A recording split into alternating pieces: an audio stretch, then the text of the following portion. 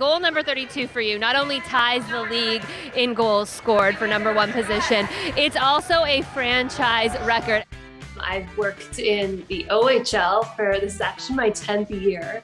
You're facing that traffic with the Swede, Jacob Moverari. What do you like about that pairing? I started in 2012 when the Mississauga Steelheads became a franchise. Kind of dabble here and there with the Oshawa Generals, but have worked with Toronto Blue Jays and the Toronto Rock, and it's been an amazing career so far. You see them face off on the ice all the time, but today the Steelheads faced off in a different way. I picked up the in-game hosting duties for the Mississauga Steelheads from Aly. I've done play-by-play and color for the Steelheads as well. It's only one defenseman, Delbel Blues, over to Collins, back to Hardy. Hardy puts it in the back of the net. A lot of things in the OHL dabbling around. All alone in front is McDonald. Joe Ranger shuts the door. Oh, now I'm on TSN CHL broadcast as well. What's really cool, having a CHL team. Bar Down crew here. I host Leafs Lunch. I'm with the Bar Down team. Both Ottawa and Hamilton are proud CHL cities. Actually, I was brought into the OHL by Julia because she DM'd me one day and was like, hey, do you want to do color with me for Steelheads broadcast? I was like, yeah, I'm down. Let's do it. Cal Chisholm picks up the loose puck in the offensive zone and he rips it top shelf on Joseph Costanzo for his second goal in as many games. Right now I'm working with Sportsnet in their video team department. And I scout the OHL for elite prospects. He starts to play up the ice, he goes wide, and then he cuts towards the middle before firing a perfect shot. International Women's Day is on March 8th, and the Ontario Hockey League is excited to welcome 3 successful women in the sport media industry. How did you all become interested in the sport industry and decide that that was a career that you wanted to pursue? Well, I guess since I'm like the old girl here, I'll go first again. I just grew up, next to my dad watching hockey, and I think representation in the sport is a really big thing. And I was late in high school, early in university when I started watching Erin Andrews, and Andy Petrillo was really big for me then when she was hosting for the Toronto Maple Leafs broadcast. And I was like, I could do this. I know this, like all of my school speeches were about hockey, and I was a soccer player. I wasn't even a hockey player, but hockey was like the sport I loved to watch and the stats I loved to know. So that's just kind of how after the University of Toronto, I went to College of Sports Media, and I wanted to tell storylines about these hockey players ever since. Yeah, so I think for me, I never thought I'd be on air ever in my life. I got into sports, as a fan. My dad really brought his love of hockey into my life. And so that kind of became a thing, especially throughout high school. I was always really passionate about writing. And so I thought for a while I was going to go the sport journalism route. And then I saw at the Ontario University Fair a Ryerson Sport Media program, and I was incredibly intrigued by that. And so I ended up applying and getting in. And that's where my doors were sort of open to all these other possibilities that were outside of writing. And so my path has kind of gone all over the place. I've done some on-air stuff, and I still tried to do a lot of writing, but now I'm in video. So it's kind of just been this thing where I wasn't able to see, myself doing all these things because I guess there wasn't that representation in sport media, especially for myself as a woman of color. There was just not a lot of Asian representation in general in sports. So I think to be able to do that now is really cool, and also kind of surprising because I just didn't expect any of this to be happening. Yeah, I think we all have a similar kind of backstory of watching hockey with our families growing up. I'm pretty sure all my dad's friends had sons and he wanted to coach with them. So he tossed the skates on me when I was like 6 years old, and I went out there with the guys and I fell in love with it. My mom had me in dance classes too, and she has a hilarious story about listening to my dad reading a book to me one night and me saying to my dad, I really think dancing is fun, but I don't want to do it anymore. I just want to play hockey. And my mom always says she wouldn't have believed the conversation unless she heard it. So I made the decree that day I was a hockey player. And I was okay at it. Probably around 10th grade, I realized I probably wasn't going to the NHL, which was a sad realization.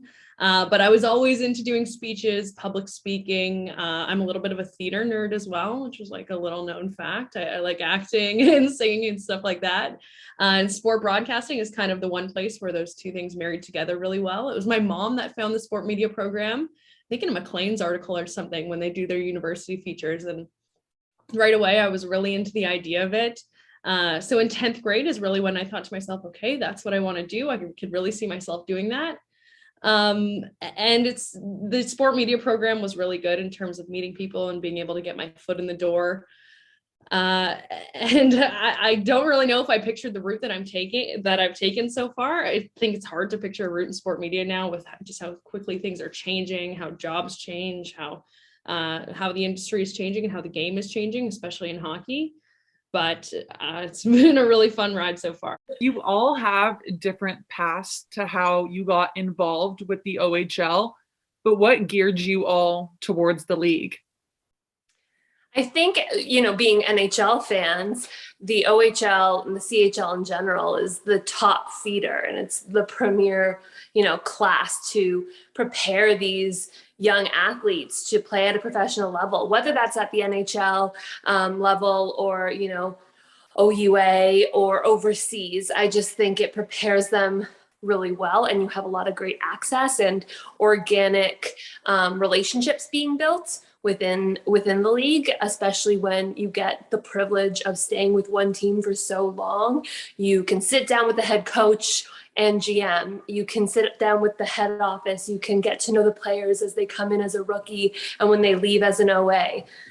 So I think that's just what's kept me in this niche market. I've always been fascinated more so with junior hockey than the NHL. I've always wanted to know more about these players before they became these big stars that everybody knows about. And I was always interested in, the process of how certain players, maybe aren't able to take that next step to get to future levels of hockey, or they go the university route. And I was always more interested in the journey rather than, I guess, the destination of the NHL.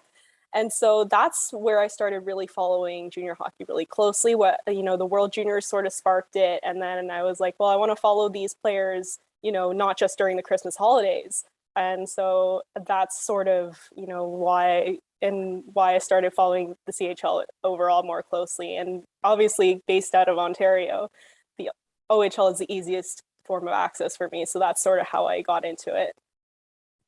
Yeah, I think it's the humanity we're all speaking to right now about junior hockey that is really different than it is when you get to the pros. I think that junior hockey is hockey kind of at its purest. It's at the point where there's still this dream that exists, but also this youth that still exists, where players are still really authentically themselves and are coming into their own, and they still have this kind of wide-eyed wonder about being on a bigger stage, coming out of minor hockey. When you get to the pro level, to the NHL level, there's a little bit of showtime involved. There's just a little bit more innocence and a little bit more humanity, and there's so many interesting stories.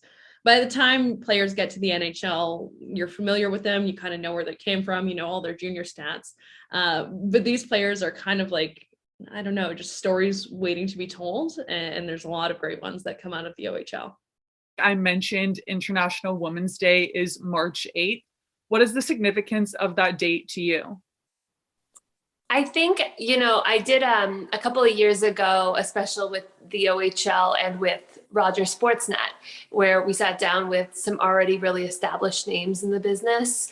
And Ivanka Osmak said it best. She was like, it'll be great when we can celebrate International Women's Day without talking about it. And that really hit home for me. So I guess the significance of the day is every single year, it's not just March 8th that we're talking about this. I have noticed so much more conversation around women in sports, whether that's on the media side or the athlete side. And I think that that's a true testament to what the day has brought about, which is just female empowerment. And I'm currently 7.5 months pregnant. I don't know if it's a girl or a boy in there, but if it is a girl, I want her to come out and not feel like she has to have that conversation only one day of the year, that she feels empowered to bring a bit of force into this world and do whatever the heck she wants to do, and it not be a matter of if she's a female or if she's a male. I think this year on International Women's Day, I'm thinking about how far we have to go. Even though there's so much to celebrate in terms of where we came from and where we're at now, it's a lot easier to be a woman in sports right now. I know I'm able, especially in hockey, to say that from a place of privilege because I'm a white woman. There's a lot of ways to go in terms of representation for people of color, for the LGBTQ community. So a lot to go there, but a lot to celebrate as well. And honestly, I'm just really grateful for everyone who was representative of me growing up, that I was able to look up and even think that I could be in sports. And I hope that's the case for more people going forward. Yeah, I think the importance is, it's good to recognize, all the accomplishments and how far we've come, like Aly and Julia have both said, but, we're not finished. I think we've come a long way, but it's just, recognizing that there is work to be done, and, we're not, dismissing any past accomplishments or trying to make just one day about women. It's just that, it's the one day we have to be able to, recognize each other's accomplishments, but that, we can't forget about the other 364 days of the year. It's something that going to school and getting educated in the industry really taught me, is that there's more than just one role for women in sport. There's so many different career paths that we can take. So it's so interesting to see women doing different roles, a producer, on camera, behind the camera, on the business side. I think the opportunities are really endless, and I think it's only getting better in the future. And I think it's important to remember that, we may not see all those women behind the scenes, but they play incredibly important roles in our industry, and they don't get, the amount of recognition or maybe the FaceTime that, on-air personalities do. What advice would you give to other women who are interested in pursuing a career in sport? My number one piece of advice is, look behind you too and look around you and support each other. That's this whole trio here. We all knew each other beforehand, right? And are available for a quick DM chat or an invite to do color commentary or just a check-in on overall mental health and how things are going. Or, you encounter an incident. The female community just needs to stick together. So if you choose to go into this industry, it's a very small world. Everybody talks. And so I think don't buy into that storyline of women against women. Support each other, give each other opportunities, and bring each other up. No matter how big league or small league you are, be looking around you and supporting others. Yeah, I think one piece of advice I would give is just not to keep your focus too narrow. You may think you want to do one thing, and you could say yes to an opportunity that you had no idea, if you would be good at or not. And it could open so many doors or even turn you on to the idea of like, okay, maybe this could be something I could pursue down the road. And so I think keeping an open mind, both with the people you work with, but also potential career paths is something that I will always, preach.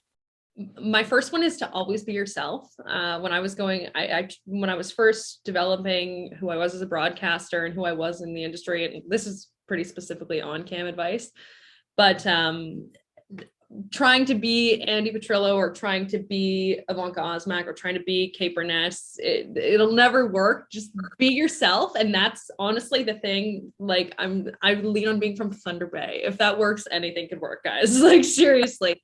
My other one ties into Aly's, is that when I was in school, and I was in school 2 years ago, I was not in school very long ago. When I started, I remember being in first year and second year and looking around specifically at the women in the group. I didn't see the men as competition, but I saw the women as competition because it felt like there was only one spot for all of us. Because when you watch broadcasts, it seems like there's one woman and there's five guys, or you know what I mean? It always looks like that. And when I embarrassingly recently, probably in the last couple of years, started to realize that there's room for as many women at the table as can fit, it really opened up a lot of opportunities to work with women, which I love doing. And it also made my life a lot more peaceful. It's really great to have people on your side. So my biggest recommendation for women going into the industry is don't see the women around you as competition, see them as allies, lean on them. It's it'll make your experience in the industry so much better to have allies and people who get where you're coming from, because some days are kind of tough when, I don't know, you get Twitter people. Some days are just tough being a woman in sports, feeling like you're outnumbered. Having people in your corner who get it is so important. And just to build off of that, I work on a team where I'm the only woman on the entire staff. So having to kind of navigate those challenges of, am I going to speak up right now? Is it too much if I say something too, I guess, opinionated or anything like that? I think just try not to let that stuff affect you. It is the reality of our industry that right now there is still a imbalance of, women in the industry compared to men. And so there are going to be situations, unfortunately, at this point where maybe that is still going to be kind of your situation, but try to not get discouraged by that and to kind of just keep moving forward. If you're the only woman on the team, so be it, own it. Well, thank you so much for joining me today and sharing all of these amazing stories and insights about being a woman in the industry. I wish you all the best in the future.